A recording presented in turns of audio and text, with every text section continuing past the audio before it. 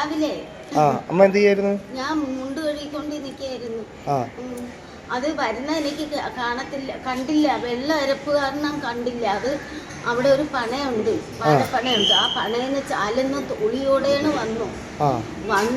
അടുത്ത് വന്നപ്പോൾ കണ്ടു. ഇങ്ങോട്ട് ഓടണമെന്നും അറിയാൻ വയ്യ. കാലും കൈയും വിറയിൽ കാരണം ഞാൻ ഇങ്ങനെ കൈ പൊക്കിയതും കയ്യിൽ കുത്തി തോട്ടി മലത്തി അങ്ങ് തള്ളിയിട്ട്. വെള്ളം ശരിക്കും ഉണ്ടായിരുന്നു. എന്നെ പിന്നെ പന്നിക്ക് കാണാത്തില്ല. അങ്ങനെ ഞാൻ വെള്ളത്തിൽ കിടന്ന് പന്നിയെ നോക്കിയപ്പോൾ പന്നി നിലോട്ടങ്ങ് പോയി. ഒരു പന്നിയേ ഉള്ളായിരുന്നു. നമസ്കാരം, ട്രൂത്ത് വിഷൻ ന്യൂസിലേക്ക് സ്വാഗതം. കൊല്ലം കടയ്ക്കലിൽ കാട്ടുപന്നിയുടെ ആക്രമണത്തിൽ വൃദ്ധയ്ക്ക് പരിക്ക്.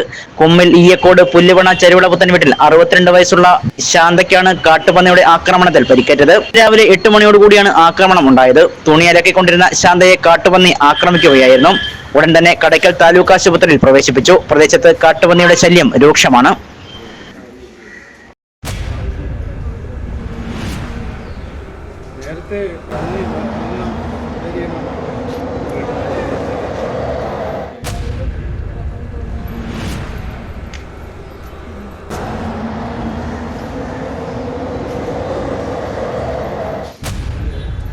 അപ്പോഴും വെള്ളത്തിൽ കിടന്നു.